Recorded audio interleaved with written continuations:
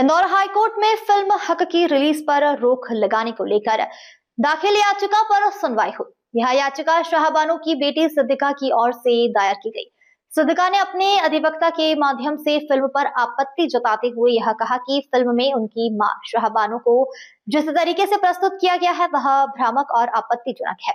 उन्होंने अदालत से फिल्म की रिलीज पर रोक लगाने की मांग की है। वहीं फिल्म हक के निर्माता की ओर से वरिष्ठ अधिवक्ता अजय बागड़िया ने पक्ष रखा। उन्होंने तर्क देते हुए कहा कि फिल्म में किसी प्रकार की आपत्तिजनक या गलत सामग्री नहीं है। ये फिल्म 1985 में शाहबानो द्वारा लड़ी गई ऐतिहासिक 3 तलाक की कानूनी लड़ाई पर आधारित है, जिसे पूरी तरह तथ्यात्मक रूप में प्रस्तुत किया गया है। अधिवक्ता ने कहा कि फिल्म का उद्देश्य किसी की भावना आहत करना नहीं, बल्कि समाज में महिलाओं के अधिकारों के लिए लड़ी गई ऐतिहासिक लड़ाई को दिखाना है। दोनों पक्षों के तर्क सुनने के बाद हाईकोर्ट ने मामले में फैसला सुरक्षित रख लिया है। अदालत जल्द ही इस पर अपना निर्णय सुनाएगी। गौरतलब है कि फिल्म हक 7 नवंबर को रिलीज होने वाली है और इस फिल्म में अभिनेता इमरान हाशमी और अभिनेत्री यामी गौतम के द्वारा किरदार निभाए। फिल्म को लेकर अब पूरे देश में चर्चा तेज हो गई है, जहां एक और कुछ लोग इसे महिला अधिकारों की प्रतीक मान रहे हैं। वहीं शाहबानो के परिवार की ओर से इसे तथ्यों से छेड़छाड़ कर बनाया गया बताया जा रहा है। अब सबकी निगाहें हाईकोर्ट के उस फैसले पर टिकी है, जो तय करेगा कि फिल्म समय पर रिलीज होगी या उस पर रोक लगेगी। देखिए, मुख्य तौर पर मैं आपको 4 बिंदु बताता हूँ जिन पॉइंट्स पर इसको चैलेंज करा गया था। पहला तो ये था कि जो निजता का अधिकार शाहबानो जी के पक्ष में था और जिसको राइट टू पब्लिसिटी और राइट टू प्राइवेसी कहते हैं, उसको चैलेंज करता उन्होंने कहा था कि इस फिल्म के द्वारा इन दोनों का हनन हुआ है। दूसरा, उन्होंने कहा था कि जो सर्टिफिकेट दिया गया है सेंसर बोर्ड द्वारा वो गलत तरीके से दिया गया है। ये फिल्म ऐसी नहीं है कि जिसका सर्टिफिकेट इशू करा जाना चाहिए था, ऑब्जेक्शनेबल तरीके से फिल्म बनाई है। तीसरा, उन्होंने कहा कि कुछ क्लिप्सेस या कुछ जो वीडियोस देखे उन्होंने फिल्म के टीज़र और ट्रेलर के द्वारा, उसमें आपत्तिजनक कुछ संवाद और कुछ वीडियोस दिखाए गए हैं उन दोनों के बीच, पति पत्नी के बीच में। और चौथा, उन्होंने ये कहा था कि हमारी कंसेंट नहीं ली गई, एक पुत्री के रूप में शाहबानो जी की लेडी की कंसेंट ली जानी चाहिए। तो मुख्य तौर पर इसमें हमारा जवाब ये था कि निजता का अधिकार का जहाँ तक प्रश्न है, राइट टू प्राइवेसी या पब्लिसिटी हम जो कहते हैं, ये ट्रांसफरेबल या इनहेरिटेबल राइट नहीं है। अगर किसी महिला के या पुरुष के पक्ष में ये राइट है, जो कि होता है, तो ये उस पुरुष और महिला के साथ ख़त्म हो जाता है। दुर्भाग्यपूर्ण बात ये देश के लिए भी रही कि 1992 में इस लड़ाई को जीतने के बाद शाहबानो जी इंतकाल फरमा गई। तो 1992 के बाद ये राइट उनके बच्चों पे, उनकी पुत्री पे या उनके पुत्र पे ट्रैवल होके नहीं आता, तो ये प्ली इनकी गलत है। दूसरा, हमने ये कहा था कि भाई फिल्मों में ये एक ड्रामेटाइज्ड वर्जन है जो चीज़ों को दिखाने का एक आर्टिस्टिक लाइसेंस की तरह लिया गया है।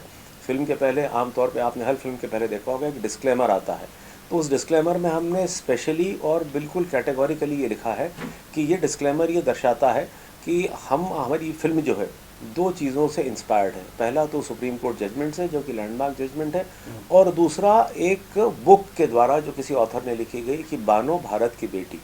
और फिर हमने ये कहा है कि ये एडेप्टेशन है और ड्रामेटाइज्ड वर्जन है उन दोनों चीज़ों का, जिसमें कि न सिर्फ संवाद काल्पनिक है बल्कि इस फिल्म के पात्र भी काल्पनिक हैं और बाकी सारी तथ्यात्मक रूप से प्रस्तुत की गई चीज़ें भी जो हैं वो काल्पनिक होने की श्रेणी में आती हैं, नहीं आती। तीसरा, हमने कहा कि एक्ट के तहत सिनेमाटोग्राफर जो एक्ट है, सिनेमाटोग्राफ एक्ट है, उसके तहत ये सर्टिफिकेट फिल्म को देखने के बाद बिना कोई सीन काटे, जो कि महत्वपूर्ण बात है, केंद्रीय फिल्म सेंसर बोर्ड ने दिया है। और अगर आप फिर भी सर्टिफिकेट के ग्रांट होने से व्यथित हैं तो रिट पिटिशन एक एप्रोप्रिएट रेमेडी फोरम नहीं है। आपके पास एक्ट के तहत ही सेंट्रल गवर्नमेंट को अप्रोच करने का, केंद्र सरकार के पास जाने का, उनके समक्ष इस सर्टिफिकेट को चैलेंज करने का आपके खिलाफ आपके पास एक वेन्यू ओपन है, आपको वो करना चाहिए। और चौथी बात जो हमने कही मुख्य तौर पर, जो कि सबसे ज़्यादा महत्वपूर्ण है मेरी नज़र में, कि हमने उस महिला को किसी भी तरीके से डिमीन करने को या डेरोगेट करने को या बदनाम करने को या आम आदमी की नज़र में ऐसी परिस्थिति में प्रकट करने के लिए नहीं बनाई। हमने उनको एक प्रतीकात्मक रूप से इस समाज का प्रकाश का वो पुंज बताया है जिसके की चलते हुए 1985 में उस लेडी ने अपनी लड़ाई लड़ी जो जीत करके आई। तो अगर 80 के दशक में हिंदुस्तान की महिला, एक अशक्त महिला, एक सशक्त पुरुष वर्ग के खिलाफ अपने घर से निकल करके, खासकर पे जब वो माइनॉरिटी से आती हैं, तो निकल करके अपने घर से निकल करके वो लड़ाई लड़ सकती है और जीत सकती है। तो क्या कारण है कि महिलाओं के चलते इस देश में आज 2020 के दशक में हम ये काम नहीं कर सकते।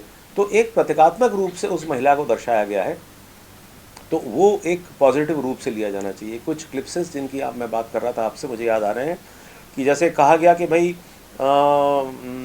शाहबानो तो बहाना है, हमारे खिलाफ ये जंग पुरानी है। तो इसको इस तरीके से लिया गया एज इफ़ कि ये एक रेशियल कम्युनिटी एक जंग है, क्या किसी कौम के ख़िलाफ़ या किसी कौम की लड़ाई है या किसी एक वर्ग विशेष की लड़ाई, समुदाय की, जो कि बात गलत थी।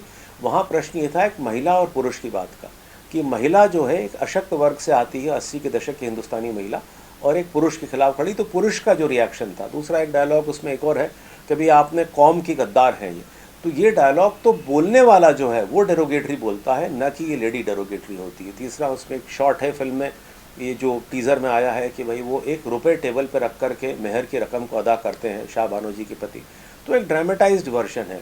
तो ये सारी बातें अगर किसी को थोड़ा सा भी मैं कहूँ कि एक क्वेश्चनेबल लाइट में प्रकट करा गया है, तो उस ज़माने के समाज के आदमियों को प्रकट करा गया है कि ये समाज के आदमियों की सोच थी और समाज के आदमी जो थे, न कि उस महिला को।